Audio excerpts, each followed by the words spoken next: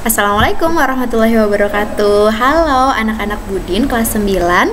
Alhamdulillahirrabbilalamin. Pada video pembelajaran kali ini kita bertemu kembali untuk membahas tentang salah satu teks yang ada di kelas 9.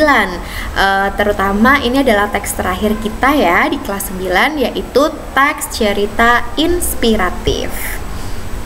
Oke, dari judulnya saja nih, kira-kira kalian sudah bisa menebak ya isi dari ceritanya, bahwa kalau teks cerita itu sebenarnya sama dengan teks naratif yang lainnya, baik itu cerita fantasi, baik itu fabel, kemudian cerita pendek, dan juga lain sebagainya yang termasuk sebagai jenis naratif. Begitu juga dengan cerita inspiratif. Hanya di sana itu lebih spesifik kepada inspiratifnya. Dari judulnya saja inspiratif. Inspiratif itu berarti menginspirasi atau bersifat menginspirasi. Inspirasi itu kan berarti terilhami ya, terilhami dari ide-ide atau dari sebuah hal yang kemudian menjadikan kita termotivasi.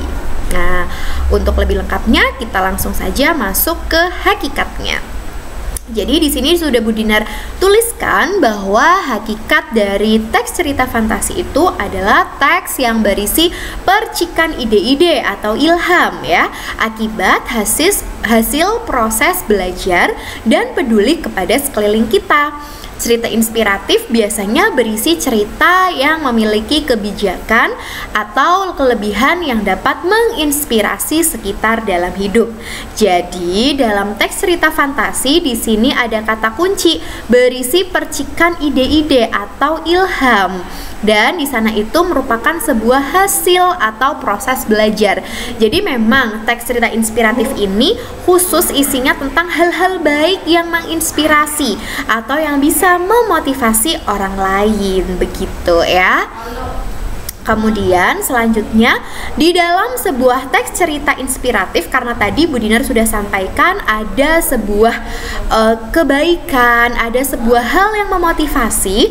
Jadi di sana ada dua hal yang terdapat dalam isi teks cerita inspiratif, yaitu keteladanan dan juga keistimewaan. Keteladanan dan keistimewaan ini pasti selalu muncul berdampingan di dalam sebuah teks cerita inspiratif. Tapi meskipun mereka selalu berdampingan, itu tetap maknanya berbeda. Bedanya di mana? Kalau sebuah keteladanan itu berarti sesuatu hal yang dapat ditiru atau dapat dilakukan pada diri sendiri. Jadi kalau misalnya di dalam cerita tersebut ada hal-hal yang dapat dijadikan sebagai teladan atau hal-hal yang dapat ditiru oleh orang lain, maka itulah yang kita sebut sebagai keteladanan ya. Berbeda dengan keistimewaan. Dari kata dasar istimewa, namanya saja istimewa ya nak ya, pasti itu merupakan ciri khas atau di sana itu adalah hal yang hanya terdapat di tokoh tersebut dan tidak akan ada di tokoh lainnya. Contohnya nih, kalau sebuah keteladanan, kalau misalnya di sana diceritakan bahwa tokohnya itu memiliki sifat yang rajin. Nah, itu kan bisa ditiru oleh kita sebagai orang awam ya, atau orang-orang lainnya. Kemudian misalnya baik hati, suka menolong, kemudian rajin membaca dan lain sebagainya. Berbeda dengan keistimewaan. Misalnya kalau keistimewaan menjadi Presiden pertama Republik Indonesia. Nah, itu kan sebagai sebuah keistimewaan. Tidak akan mungkin orang lain akan bisa menjadi presiden pertama RI, ya kan? Meskipun nih misalnya beberapa puluh tahun ke depan ada dari kalian yang menjadi seorang presiden. Kan sama-sama presiden, Bu. Iya, sama-sama presiden, tetapi kan bukan presiden pertama. Jadi orang yang menjabat sebagai presiden pertama itu berbeda dengan tokoh yang lainnya karena tidak semua bisa menjadi presiden pertama loh. Nah, misalnya kayak gitu. Terus kayak misalnya nih lahir dari keluarga priayi. Nah, itu kan kita tidak bisa meniru ya, karena kan itu sudah anugerah dari Yang Maha Kuasa, itu sudah pemberian dari Yang Maha Kuasa. Jadi semua hal yang bisa kita tiru dan bisa kita lakukan itu adalah sebuah keteladanan, tapi hal-hal yang memang menjadi ciri khas atau yang menjadi menjadi ciri ya, menjadi keistimewaan dari tokoh tersebut dan tidak bisa ditiru oleh orang lain, itulah yang kita sebut sebagai keistimewaan. Begitu ya nak ya, semoga paham dengan penjelasan Bu Dinar. Selanjutnya, nah untuk teks cerita inspiratif ini memang tidak banyak teorinya ya, karena memang sudah sering kita kita bahas tentang teks-teks naratif. Jadi memang untuk teorinya itu sedikit. Nanti paling kita akan lebih ke analisis dari sebuah contoh teks cerita inspiratif, dan juga nanti bagaimana cara menentukan atau menganalisis sebuah keteladanan ataupun keistimewaan dari cerita tersebut ya. Nah, untuk strukturnya itu ada 5. Nah, kita bahas yang ketiga dulu ini ya. Yang pertama adalah orientasi. Jelas, sebuah teks naratif pasti diawali dengan sebuah orientasi. Orientasi itu adalah pengenalan cerita. Masih ingat ya, orientasi itu terbagi menjadi 3 atau ada 3 jenis orientasi. Ada orientasi tokoh atau mengenalkan tokohnya, ada orientasi atau pengenalan latarnya. Latar itu juga ada 3 ya nak ya, ada waktu, ada tempat, dan juga ada suasana. Kemudian yang ketiga adalah pengenalan konfliknya. Jadi nanti tergantung kira-kira ceritanya dimulai atau dikenalkan apanya dulu nih, apakah tokohnya, apakah latarnya, apakah konfliknya. Kemudian setelah orientasi itu ada yang namanya perumitan peristiwa, di mana perumitan peristiwa itu berisi kisah tokoh dan peristiwa menuju ke puncak cerita.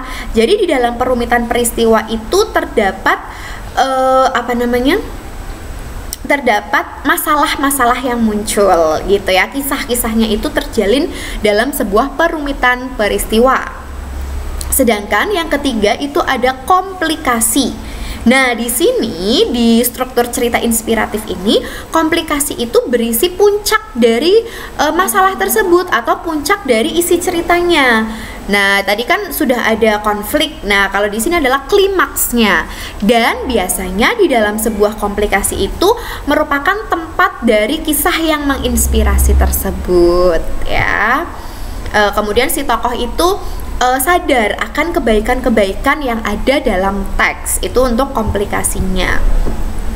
Kemudian selanjutnya adalah resolusi. Resolusi ini adalah ininya ya, penyelesaiannya. Di sini juga menyadarkan tokoh tentang kebaikannya. Tadi dikomplikasikan sudah ada puncaknya ya, puncak dari masalah yang muncul atau puncak dari isi ceritanya, kemudian diturunkan atau masalah itu mengalami penurunan sehingga si tokoh itu sadar tentang apa yang kemudian terjadi dalam cerita tersebut. Kemudian yang terakhir adalah koda. Nah, kalian masih ingat ya, dulu di kelas 7 kita pernah bertemu dengan koda di dalam teks. Teks apa? Ayo, ada yang masih ingat tidak? Yap, betul sekali. Ada di dalam teks fabel. Jadi waktu itu Bu Dinar juga pernah ya berbicara tentang teks fabel. Kemudian Bu Dinar bilang kalau jenis koda itu memang spesial. Kenapa spesial? Karena hanya muncul di dalam teks fabel. Nah, salah satunya lagi yang ada koda atau koda itu muncul di dalam struktur adalah teks cerita inspiratif. Jadi selama kalian belajar teks di SMP itu koda itu muncul di 2 teks, di teks fabel dan teks cerita inspiratif. Nah, koda di sini sama dengan koda yang ada di fabel ya nak ya.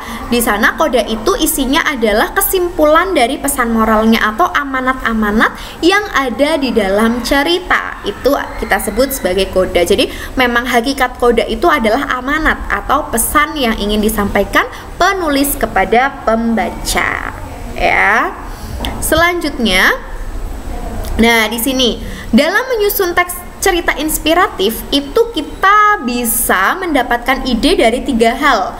Bisa dari fakta atau sesuatu hal yang telah atau sedang terjadi. Kemudian bisa dari hal-hal keseharian. Misalnya kalian melihat bahwa keseharian seorang tokoh tersebut itu bisa menjadi motivasi orang lain. Itu boleh ya. Misalnya bangun pagi, kemudian setelah bangun menjalankan ibadah, kemudian beres-beres dan lain sebagainya. Itu bisa dijadikan sebagai ide dalam menyusun sebuah teks cerita inspiratif. Bisa juga dengan kebaikan seseorang. Nah, misalnya nih kalian tuh tahu ada orang yang memiliki sebuah kebaikan gitu ya, itu bisa dijadikan sebagai sebuah teks cerita inspiratif. Jadi idenya itu beragam ya, bisa dari fakta, bisa dari hal keseharian, dan juga bisa dari kebaikan seseorang. Dari ketiga ide tersebut bisa kalian angkat menjadi sebuah teks cerita inspiratif. Nah, mungkin itu yang dapat Bu Dinar sampaikan untuk di media pembelajaran atau video pembelajaran kita di dalam teks cerita inspiratif kali ini. Tadi Bu Dinar juga sudah bilang ya, kalau materinya sebenarnya sedikit, nanti kita akan lebih jauh belajar untuk menganalisis. Oke. Untuk pertanyaan bisa kalian lampirkan di dalam komentar di tahap komentar, bisa juga nanti ditanyakan pada saat kita bertemu di kelas ya. Kemudian nanti kalau sudah selesai kita juga akan belajar bagaimana cara menganalisis sebuah teks cerita inspiratif.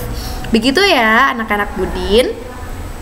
Oke, mungkin cukup sekian video pembelajaran teks cerita inspiratif Bu Dinar kali ini. Bu Dinar mengucapkan banyak terima kasih kepada kalian semua yang sudah menyimak dari awal sampai akhir video. Semoga apa yang Bu Dinar sampaikan itu bisa bermanfaat untuk kalian semua, dan Bu Dinar juga memohon maaf apabila dalam menjelaskan di video pembelajaran kali ini masih banyak kekurangannya.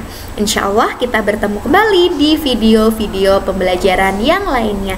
Bu Dinar akhiri. Wassalamualaikum warahmatullahi wabarakatuh.